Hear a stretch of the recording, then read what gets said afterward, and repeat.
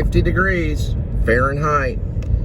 7,298 miles on the odometer. It's a Tuesday, December 10th, 2024. Welcome back to the Please Subscribe Show, Restaurant Edition. You know, it is true, I auditioned for the restaurant NBC. Back in the day, it had 2 seasons. And then, is it Shapiro? I always call him Shapiro. I always say the wrong name, Shapiro.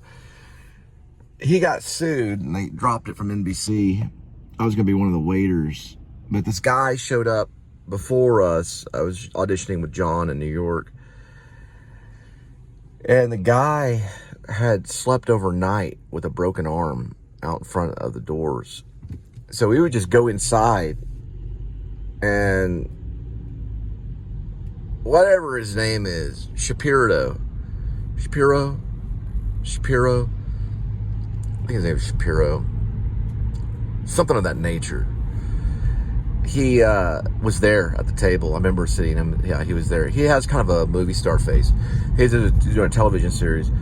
There were like the casting directors, all that stuff, and they just kind of looked at you, and that was it. That was it. They just looked at you. You didn't say anything, no monologue. I think you were allowed to turn in your resume. You were allowed to turn in your resume and headshot. And that's it. It was that quick.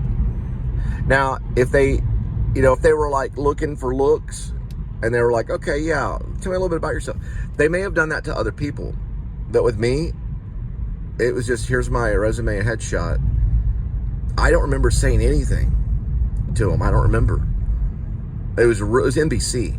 It was real quick. But the guy that was camped out, he shook Shapiro's hand in front of everybody. And he got the part. He got the part of the waiter. Or one of the waiters. It aired 2002-ish, maybe 2003-ish, probably 2003-ish, on NBC. It was an NBC program. I turned in my headshot at NBC at the actual, you walk up, you go into the NBC, whatever it's called, Rock or whatever, and it had a big NBC sign outside. I went in there and I go, here's my headshot and resume. They said, thank you very much. And they took my headshot and my resume. No phone calls, nothing. Yeah, this was back in 2002-ish. This was before the restaurant. This was probably 2001-ish. It was when I was at the school. I had everything there ready to go. So I had headshot, resume. I got my mom to send me some plays so I could brush up on some of my literature. You know, mom sent me a box of plays. I had my Martin guitar, which I got from the theater department here at Pascal whenever I was in high school. It was given to me by this daughter of a doctor. It was an old broken Martin that had a broken a little thing that you turn, and a tuner thing, and so I put that in the storage. In 2002, when Lipton's said, well, why don't you go home, get some help, come back, we're only going to suspend, we're not going to expel. And I said, well, I'll see what I can do. And so I came back here. I've been here for almost 20 years. I did go to Maine for 17 months to write a book called Escape from Maine. And then I came back here. I guess I just keep getting sucked back in Fort Worth. Now, Fort Worth has done some filming. They did Madison right down here. It is going on out of New York. It's also going to be filmed in New York. It is Tyler Sheridan. And it was right down here. They're filming just the other day. Right off University. So they do some stuff in Fort Worth every once in a while. Fort Worth is also a town that had one of the first independent television stations. It was one of the first ones to have its own independent television station, where it aired in Fort Worth. I believe that's true. I'd have to read it again, but I think that they were one of the first cities to do that. And they do, at the very edge of Fort Worth, they do engrave money, and they do print and engrave money. But they don't store it here. They're going to store it in Washington. I used to think they did, but they don't. They store it in Washington, and I believe they store it in New York at one of the Federal Reserves. But they do print it. You were only waiting. Fly,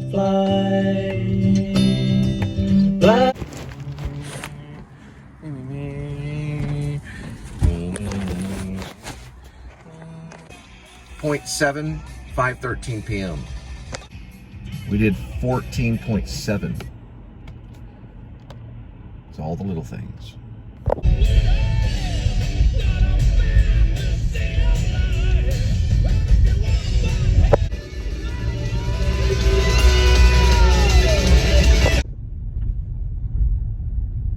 So 9/11 is a horrible thing. Terrorism is horrible.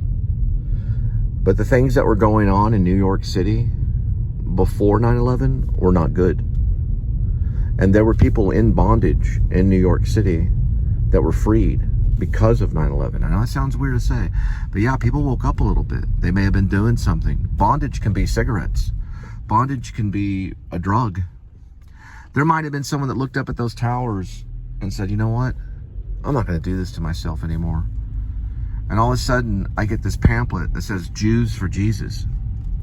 Messianic. It's a Messianic Judaism. And I said, what is this? Jews for Jesus? And I started reading about it. And it was already photographed. The towers, that's how quick they were. They were lightning speed fast. It was the day of the towers burning that they had already released these photos. My first wife, Sarah, has those. It's a brochure. It actually says Jews for Jesus on it. And it talks about how things are bad in the world. There's horrible things happen. And there's certain types of people that have turned over to Jesus Christ for the sake of salvation. And that it can happen.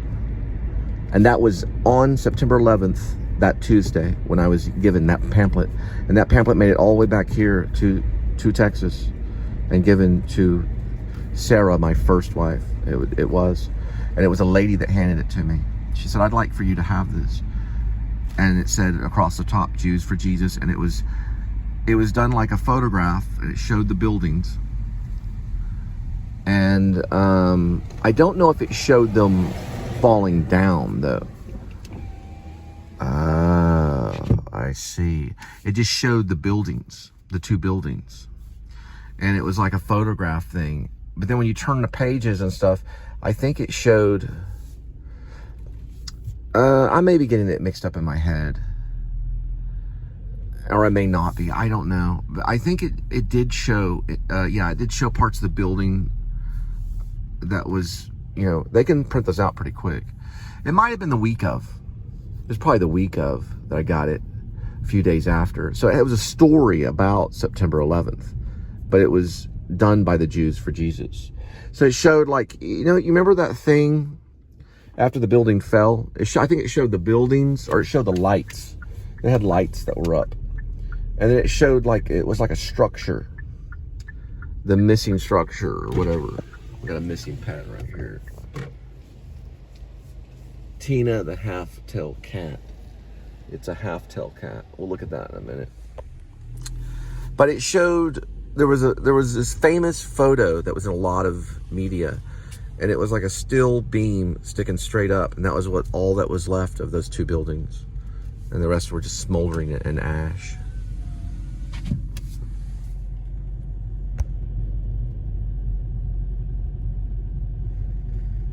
Probably. Give me that one. Let me see. It's 5'8". It was a little far. And that was what was left. There's still people recovering today. Okay. Yeah, let me go around this way. This is Haskell. But you can see Fort Worth right in there. I took the brochure and I think I kept it. I put it in, it did make it to the storage unit, I think. But it did make it into some important documents when I flew back in. Because when I left, right around summertime, so it was September, October, November, December, January, February, March, April, May. So I left in May and I came back. I returned to get some more property, like a computer and stuff I put in storage unit. And I think that brochure was with some of that property. And I mailed that stuff back here. Probably this one right here. Yep.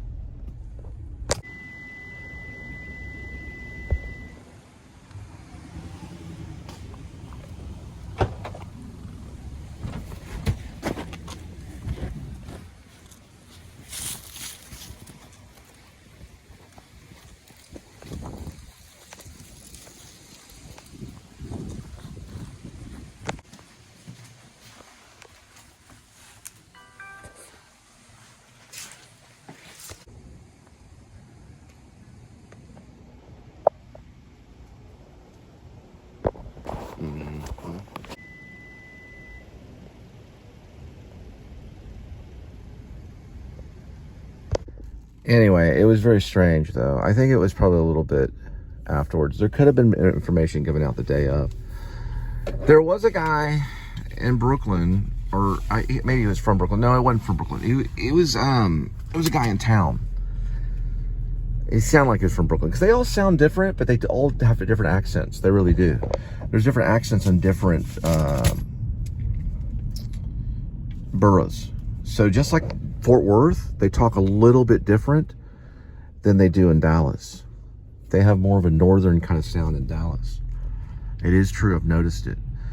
But in Manhattan, after September 11th, there was another guy that was selling these shirts that showed the World Trade Center, the Twin Towers on them. And I said, how dare you? So I said to him, I said, how dare you? How dare you do that after all those people died? Because they would have been worth something.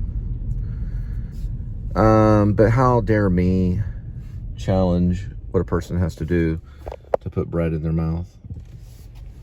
You know, how dare me to challenge that? But at the time, I was angry. And so, anyway, when I was on the sidewalk going, I guess, towards the new school, university, that's when I was approached by some lady. She was a smaller lady, dark hair. She said, you can have this. And she was a brochure. And then I looked at it. It was all glossy. It was photos of the tower. It was photos of the lights. And then you open it up and it showed the towers that had been smoldering. It showed the ash. It showed a metal structure that was left of the tower. And then it showed people's faces that were posted, because they had all the people's faces posted all throughout New York City, all along the walls and stuff. So there's photos of all that. And then on the front, it did say Jews for Jesus. And it talked about how people need to turn their lives over and change. They need to find Jesus Christ. And that there's horrible things in the world today. That there's horror. So like what I mean is there were certain people that were freed from bondage. It could have been an alcoholic, it could have been a drug addict, it could have been just maybe a criminal thing. That people were freed from that. And in a way, I do value, I guess, being an actor. Because how can you not act? You know, people are like, oh, you're still acting? I'm still moving around. You know, I'm still talking. It's a form of acting, right? That guy was good. He moved around and talked. That's acting. But how, I was like, well, how could I stop, So in my mind, I'm still thinking, like, what am I going to do now? How many actors were up there, that were maybe had a good job, and then they acted a little bit at community theaters every once in a while or something, still try to hang on to their dream, but they made six figures, or they made enough money to be working in a building that big, huge. The World Trade Center was huge. It's a huge deal. There was gold and all kinds of valuable things that were actually in that huge building. And so it was gone. It was no longer there. You always think of the World Trade Center when you go to New York. That's what you think of. You think of that, or the Statue of Liberty, or the Empire State Building. That's what we were everybody's eyes focused on, the Empire State Building constantly. It was like an Andy Warhol movie. After that, I was like, well, I was looking over at the Empire State Building. How's it doing? But the World Trade was like a symbol for New York City. I remember seeing it when I was a kid. Saw it in King Kong, the color version with Jeff Bridges. And, I could still see the Empire State Building when I'd come out. And then you turn around after 2 or 3 days after the smoke lifted, there was no World Trade Center. So you'd go out and you'd look, and it wouldn't be there. Then that night, they had lights going upward to honor those that lost their lives trying to either get out. Some stayed, some rode it down and lived. There were people that rode those buildings down and lived all the way down. We're talking 1,700 feet or something, 1,600 feet. Some were at the top, some in the middle. The middle would be worse, and they somehow lived. So you never know. They were injured. Some were burned. Some lived through some of the injuries, and some didn't. But it certainly is something you'll never forget. Some things you never forget.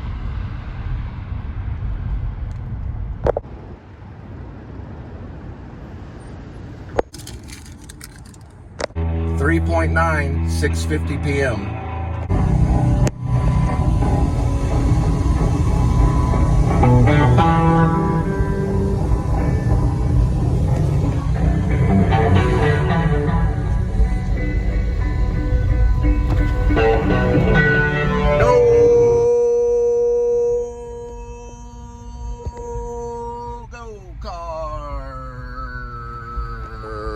Our mini golf at the Rockwood tonight. It's too cold. Get a little bit cold, a little bit chilly. We're dealing with 48 degrees Fahrenheit. So the mini golfers stayed at home. Come to Fort Worth. Mini golf. Go karts. Rockwood go karts and mini golf. Check it out.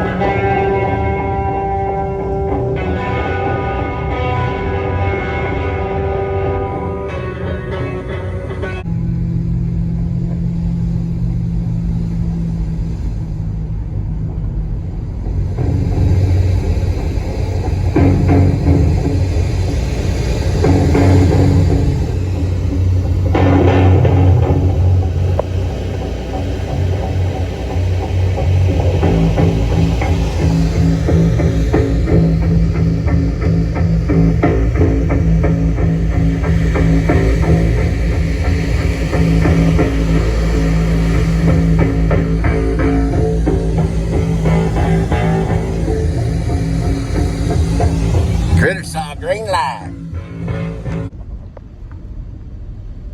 Little snowman and Santa Claus. Look at that, isn't that cute? Little Santa Claus and snowman.